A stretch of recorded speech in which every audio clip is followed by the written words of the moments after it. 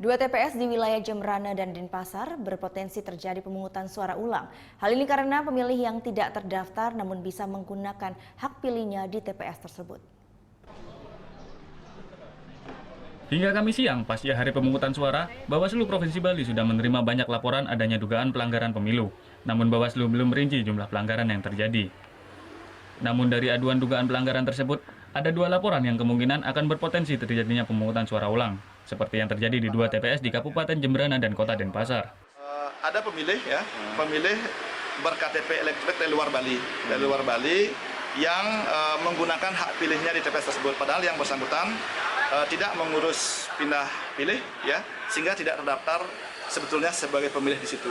Nah, hal ini supaya kami tidak salah tentu akan kami kaji bagaimana tindak lanjutnya, dan kewenangan untuk dilakukannya PSU atau tidak itu nanti keputusannya ada di KPU Kabupaten Kota.